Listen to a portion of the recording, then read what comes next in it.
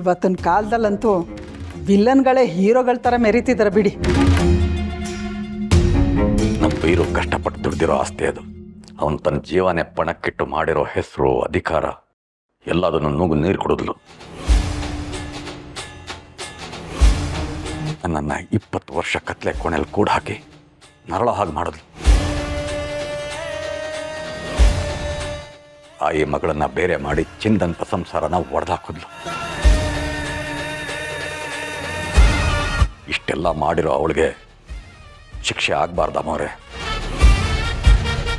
ಇಲ್ಲ ಅಮ್ಮೋರೆ, ಇನ್ನು ನಮ್ಮ ಕೈಯಿಂದ ಕಾಯಕ್ಕಾಗೋದಿಲ್ಲ. ಇವತ್ತಿಗೂ ಅಟ್ಟಹಾಸದಿಂದ ಮೆರಿತಾ ಇದ್ದಾಳೆ. ನಾವು ಪ್ರತಿಕಾರ ತೀರಿಸ್ಕೊಳ್ಳೇಬೇಕು.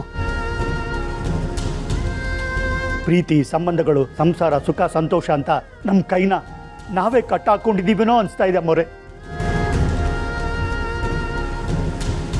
ಪದ್ದು, ಪೃಥ್ವಿ, ವಿಶಾಲು, ನಾವು ಯಾವುದಕ್ಕೂ ಆತರ ಪಡಬಾರ್ದು.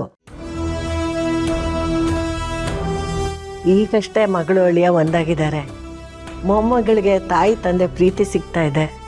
ಇಂಥ ಸಮಯದಲ್ಲಿ ನಮ್ಮಲ್ಲಿ ಯಾರಾದರೂ ಒಬ್ಬರು ಏನಾದರೂ ತಪ್ಪು ನಿರ್ಧಾರ ತಗೊಂಡು ಅನಾಹುತ ಮಾಡಿಬಿಟ್ರೆ ಮತ್ತೆ ನಾವು ಕಣ್ಣೀರು ಹಾಕಬೇಕಾಗುತ್ತೆ. ಹಾಗಂತ ಅವ್ರ ಪಾಡಿಗೆ ಅವ್ರನ್ನ ಬಿಡೋಕ್ಕಾಗುತ್ತಾ ಅಮ್ಮೋರೆ? ಅನ್ಯಾಯದಿಂದ ವೀರನ್ ಸೋಲಿಸಿ ತಾನೇ ಗೆದ್ದೆ ಅಂತ ಮೆರಿತಾ ಇದ್ದಾಳೆ. ಆದರೆ ಸತ್ಯ ಅನ್ನೋದು ಬೂದಿ ಮುಚ್ಚಿದ ಕೆಂಡದ ಹಾಗೆ, ಮೋಡ ಮುಚ್ಚಿದ ಸೂರ್ಯನ ಹಾಗೆ.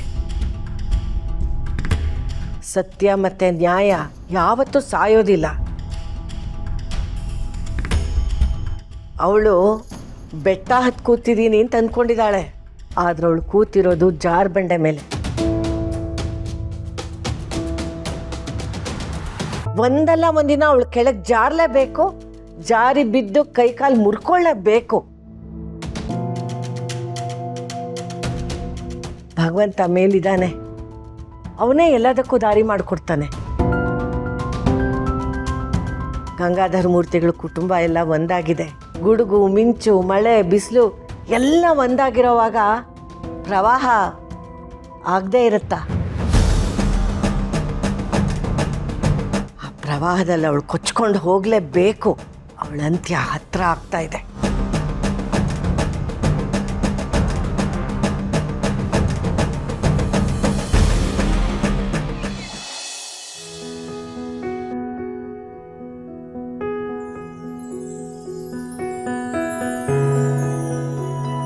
ಅಯ್ಯಯ್ಯೋ ಅಮ್ಮ, ನೀವ್ಯಾಕೆ ಇದನ್ನೆಲ್ಲ ಮಾಡ್ತಿದ್ದೀರಿ?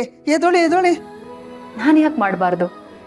ಜಾನಕಿ ಪಾಟೀಲ್ ಆಗಿ ನಾನು ಈ ಮನೆಗೆ ಬಂದಾಗ ಅಡುಗೆ ಮಾಡಿದ್ದೀನಿ. ನನ್ನ ಮಗಳಿಗೆ ನಾನೇ ನನ್ನ ಕೈಯಾರೆ ಬಡಿಸಿದ್ದೀನಿ.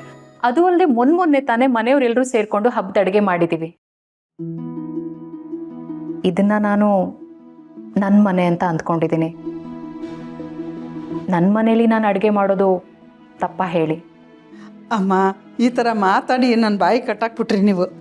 ನಾನು ಹೇಳಿದ್ದು ನಾವೆಲ್ಲ ಇರಬೇಕಾದ್ರೆ ನೀವು ಇದನ್ನೆಲ್ಲ ಮಾಡಿ ಕಷ್ಟ ಯಾಕೆ ಪಡ್ತೀರಾ ಅಂತ ಅಷ್ಟೇ. ಅಯ್ಯೋ, ಇದರಲ್ಲಿ ನನಗೆ ತೊಂದರೆ ಏನೂ ಇಲ್ಲ, ಕಷ್ಟನೂ ಏನಿಲ್ಲ. ನನಗೆ ಅಡುಗೆ ಮಾಡೋದು ಅಂದರೆ ಇಷ್ಟ. ಇವತ್ತು ಇಡೀ ದಿನ ನಾನೇ ಅಡುಗೆ ಮಾಡ್ತೀನಿ.